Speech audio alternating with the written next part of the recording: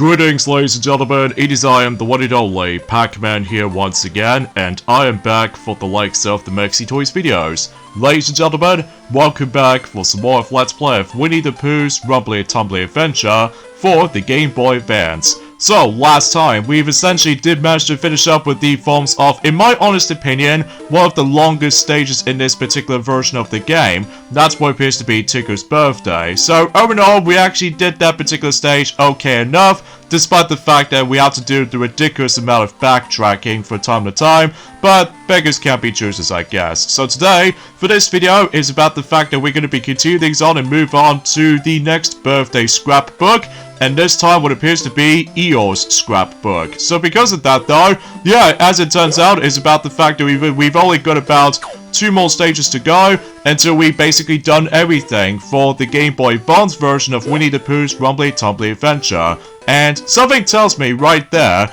there's no raining sprites in the background. So because of that though, yeah, it seems kind of a little bit lacking in some parts here and there. Well, mind you, because I'm still basically used to with the console version of the game. Because in the console version of the game, that's basically once you start the forms of Eeyore's birthday stage, that obviously it did somehow rain to begin with, because obviously Eeyore was feeling a bit gloomy after the events of that particular house that somehow just got completely wrecked as per usual, and no matter what though, we need to try to figure something out about his surprise birthday gift, and no matter what though, we can pretty much guarantee of what's to come. So because of that though, yeah, as you can see, between the snowy mountain area, alongside with the forms of near to Owl's house, alongside with the forms of almost near to Kangaroo's house, the actual process of that particular path has been blocked. So because of that though, we just have to able to figure something out. So because of that though,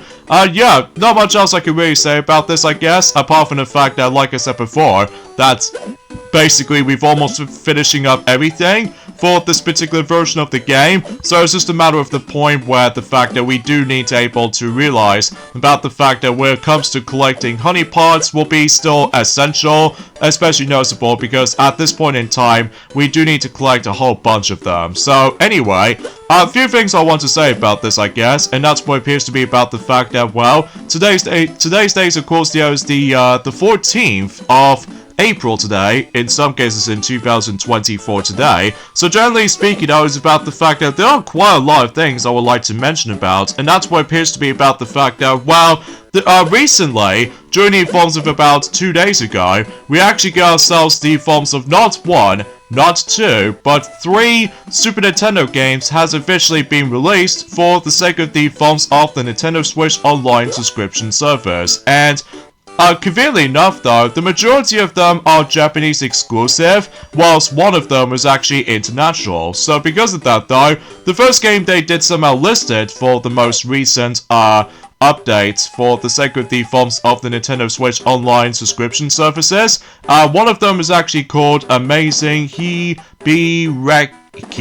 I think it's what it says anyway, and I have nothing against with that particular game, although apart from the fact that it's likely a battle royale kind of gameplay on the Super Nintendo at the very least, so I've got no comments for this point right here. And the next game after that though, they did somehow release, that's what appears to be Super R-Type for the Super Nintendo version. So yeah, kind of interesting choice, kind of thing about it. And finally, perhaps the most interesting thing out of them all though, is that for the first time ever for the English players between European countries alongside with the American countries as well, for the first time ever, they can finally get a chance to experience Wrecking Crew 98, which not only does it contain Wrecking Crew 98, but also it does somehow contains the original NES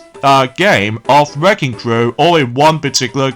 game. So yeah, pretty interesting kind of thing about it. Although, mind you, I haven't exactly experienced that much of Wrecking Crew as much as the next guy. But I'm very, very curious to able to actually decide able to check that game out. If I decided able to actually re-download the Super Nintendo Entertainment System Switch Online subscription service app. So just to ensure for the fact that I'm sure there might be a possibility that I can able to actually do a whole bunch of the Super Nintendo games Let's Play department. So it doesn't even matter if it's either on the, well, the Switch Online subscription services, or the Super Nintendo Mini, which as a result though, I might as well do a couple of them for the Super Nintendo Mini, alongside with the forms of occasional Switch Online subscription services version of it. So, but then again though, we'll have to wait and see what happens in due time, especially noticeable because, relatively speaking now when it comes to the forms of the Japanese version of that particular trailer, for the sake of the forms of the actual game's updates for the likes of the Super Famicom, Switch Online subscription services. For the most part, they've shown us the forms of the other two games that's basically pretty much exactly the same as the English version. Likely also, they can still able to experience not only Super R-Type, but also with the forms of Wrecking Crew 98. And in addition to that, out of nowhere, they're about to be able to bring ourselves in a Japanese version, as in Battle Maniacs, or known as Battle Toads, for those of you who lived in the forms of the English versions. So relatively speaking, it seems kind of weird about the fact that the Japanese version of Battle Toads, or Battle Maniacs, did somehow get released way later than it was. So because of that though, yeah, it's kind of interesting. And the final game, which is actually listed only in the Japanese version, mind you, I can't really tell what that game is actually called personally though, just because I do not know that much of Japanese language as much as the forms of how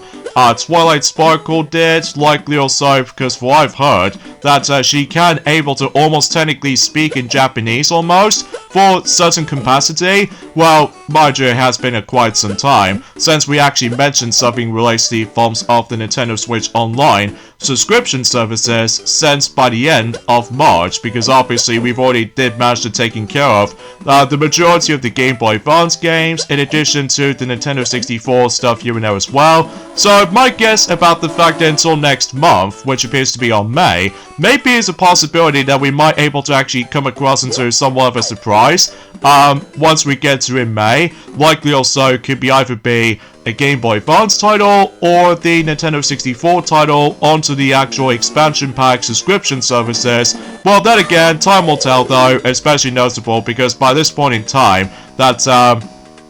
I think, fundamentally speaking, is about the fact that we've almost nearly at the forms of the halfway point already, for the likes of the forms of in April, before we move on to May. So, yeah, again, time flies, especially noticeable concerning for the fact that we basically just realized about the fact that we basically decided able to discuss upon quite a number of things, And of course, we do need to catch all of these frogs, just like the forms of how it does on the console version, and relatively speaking, it's about the fact that we can play as Eeyore on his own birthday stage, believe it or not. Especially noticeable because concerning for the fact that, well, I don't know about you, because it has been about quite a few hours ago since I actually have last played this game for sure. So yeah, it's pretty cool about the fact that we can finally get a chance to play Wrecking Crew 98 on the forms of, the Nintendo Switch Online subscription services and what have you. So yeah, that's actually pretty top notch and everything, especially concerning for the fact that unlike in the Wii U version, which appears to be on the forms of the Virtual Console services, basically though is about the fact that the Japanese Wii U only did manage able to contain that game on the Virtual Console lineup. So because of that though, yeah, it's pretty cool that we can able to actually get a chance to able to get the yet another Japanese exclusive game to be playable on our Nintendo Switch Online subscription services, including some American exclusive games as well. So why can't they just do that for the sake of the forms of Mother 3? Like, obviously, a lot of Earthbound fans will gonna be super duper desperate able to actually play Mother 3 internationally though, but unfortunately though, it does not seem to be the case, which I already know for a fact that a lot of people seem to able to complain about. So anyway, let's talk about the forms of the next topic at this point, and that's what appears to be about the fact that, well, as it turns out, did you guys know about the fact that it's been about 2 years ago since when Kingdom Hearts 4 has been revealed, since by the,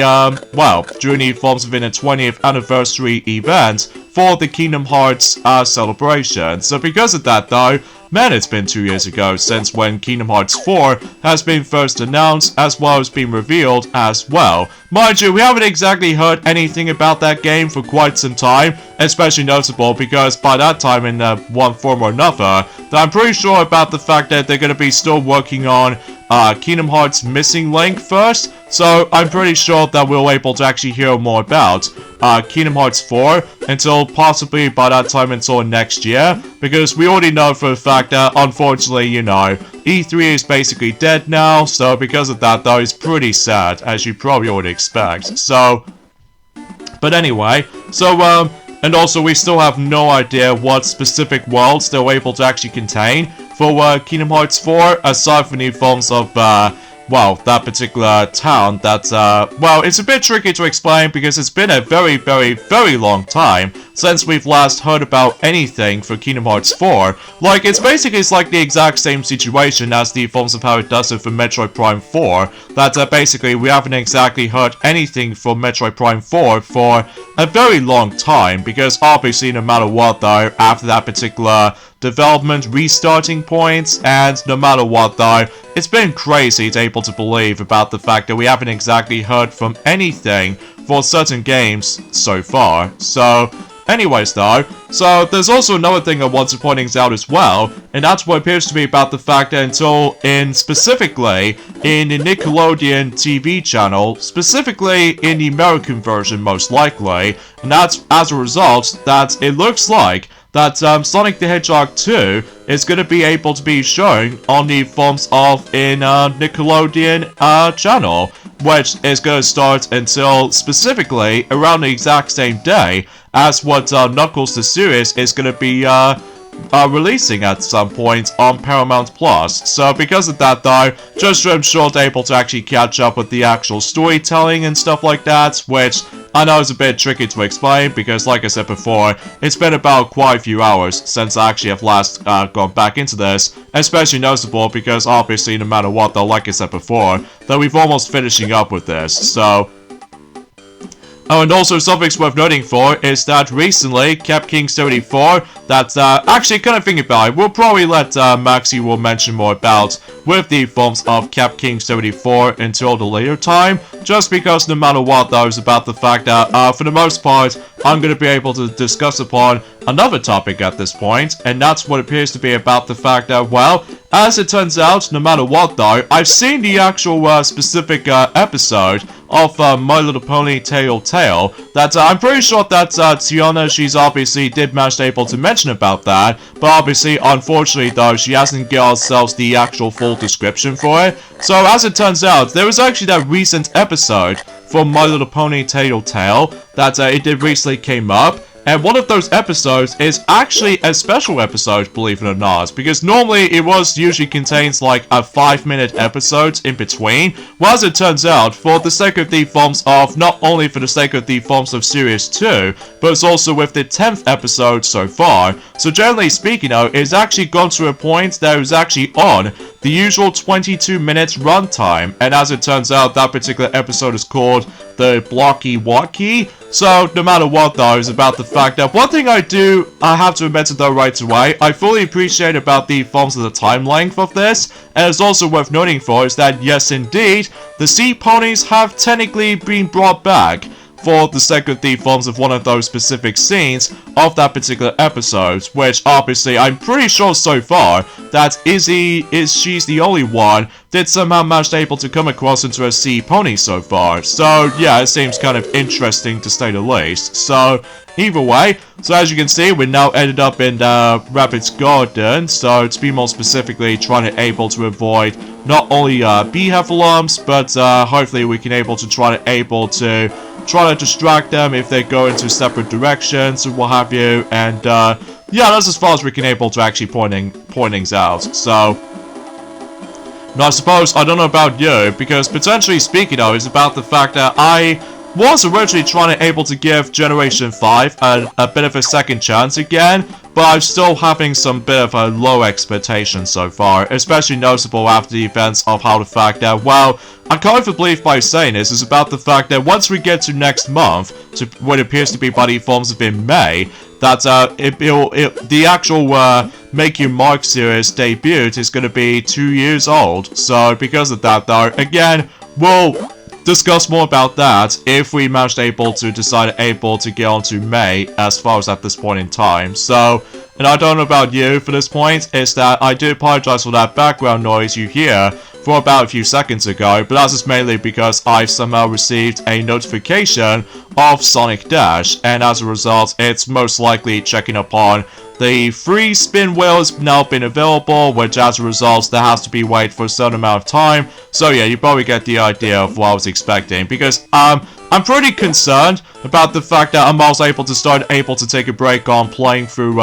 Sonic Dash again, just because I believe for the most part that I basically just almost unlocked everything, aside from new forms of the other two characters, which there are Mummy Knuckles alongside with the forms of Chrono Silver as well. So generally speaking, it was about the fact I'm pretty sure I'm almost at the halfway point, or actually kind of thinking about it, I'm now in the halfway point when it comes to trying to unlocking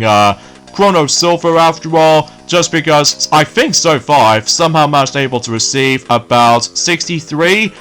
character cards for Chrono Silver, but hopefully though about that time until the next couple of months I should be able to try to unlock him. Well, it's a bit tricky to say about this because I'm still not a big fan of the forms of obtaining the character card system, which I've honestly have no idea why that exists anyway. So anyway, let's pop this balloon, and now we can able to actually proceed into a different area by simply utilizing with this weird item. And as it turns out, we've somehow meet again with Piglet right here. And no matter what though, we can able to actually go inside the cave, so that way we can able to actually investigate to know about the fact that we do need to shove this rock over, so just in case that it'll not damage the actual Eeyore's house, potentially speaking of, for his surprise gift or anything else like that. So yeah, I'm very surprised about the fact that this entire birthday so far for Eeyore in this version of the game anyway, it was surprisingly nowhere near as lengthy compared to the forms of how it does it in Tigger's birthday to me though, because, you know, like I said before, there aren't any cutscenes to be found. So either way though, because again, with the Game Boy Advance's limitations, so either way, so yeah, that basically takes care of the forms of that basic Wuzzle right here, and we can able to actually grab some even more honey pots, so just in case if there are any bees around, well, yeah, relatively speaking, that's as far as I can try to able to explain any of the specific stuff at the moment. Well, then again though, we'll probably let Maxie will mention more about the forms of another topic, for the sake of the forms of the most recent event that it already came up to be, and darn it all. Oh jeez, I get the horrible feeling that this particular section is going to be, I'm not going to lie to you, this section is pretty tricky, especially noticeable because again, the depth perception, and I wasn't near to that. Oh, okay, I'm guessing because the depth perception might able to screw me up, believe it or not, so, come on! Alright, okay, just gonna let this, alright, not doing too bad right here. And I'm pretty sure I'm almost nearly at the red balloon. Darn it! That basic heffalump just come out of nowhere! You gotta be kidding me. Darn it all. This stupid, depth perception really messes me up. Oy, this might take a bit of a while, folks. This definitely might take a bit of a while.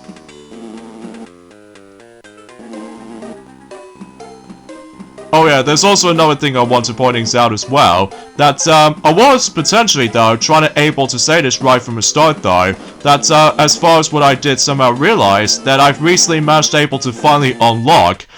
the yet another cosmetic character for the likes of the Mario Kart Tour recently. Now as it turns out, luckily enough, is actually going to be for coins currency. So no matter what though, yes indeed, I finally managed able to unlock Explorer Toadette, which as a result, yeah, that really just makes me smile, because I will say though, is that Toadette, she's pretty cute though, especially noticeable she's the coolest character for the sake of the forms of any other Mario games since in Mario Kart Double Dash, so yeah, that's why I can really talk about that, I guess. So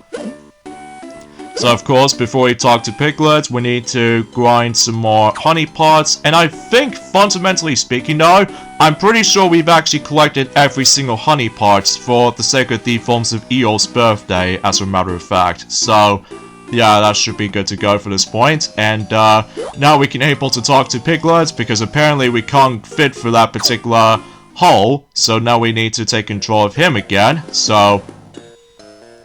and every once in a while we're trying to do some more combat or anything else like that. So, yeah, nothing else I could really talk about that. Well, aside from the fact that there was actually, like, one of those moments in Journey Forms have been, let's just say in the past few days ago, that, relatively speaking though, is about the fact that, as it turns out, that basically recently, Tomb Raider Remastered has recently received some patch updates recently, and as a result, I think it's actually gonna be specifically calls it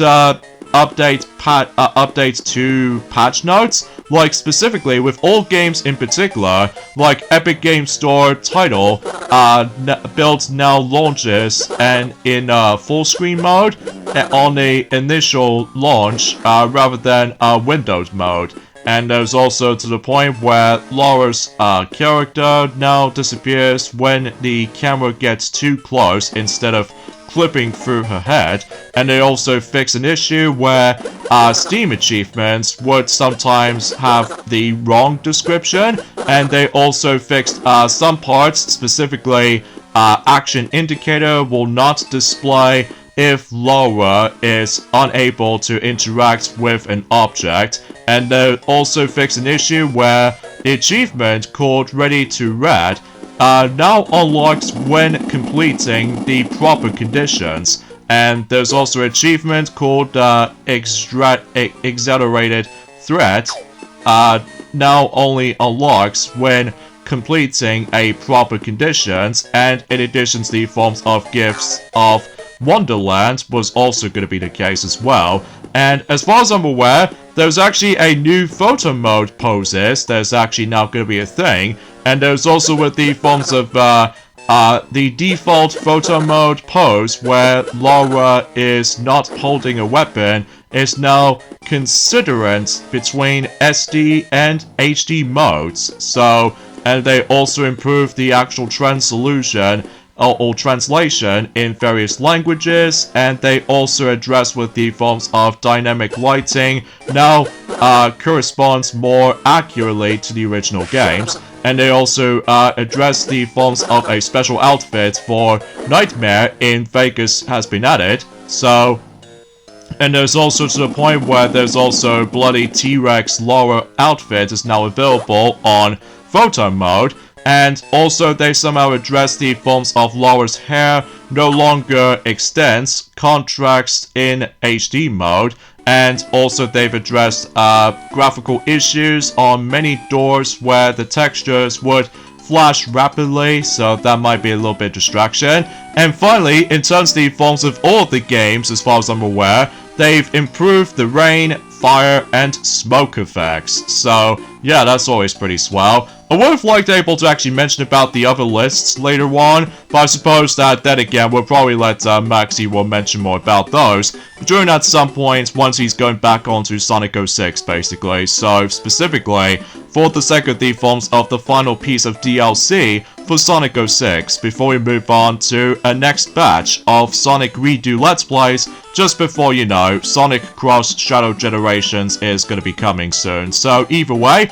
so now we've actually done with the forms to take control of Piglet at the very least, so now we can able to go back into the beginning portion of the level, and relatively speaking, I'll just talk to Eeyore, and that'll be about it basically. Just like in the console version, there's no way we can able to actually go back onto the forms of the cave section once you're able to talk to Eeyore, so that way we should be able to complete Eeyore's birthday basically. So even then, and that pretty much does it from there. So either way though, Yeah, I will admit it though right away. I apologize for my commentary is a little bit slightly iffy at some points, but that's just mainly because that's as far as I can try to talk about. Because exponentially speaking is about the fact it's probably best if we let, you know, Maxie or Tiana will mention more about the forms of another topic at this point later down the road. So, yeah, Eeyore's birthday is done, so it looks like we've only got one more birthday left, and that's what appears to be, well, Pooh's birthday himself. So, yeah, that's what I can really talk about. So, of course, we got a password.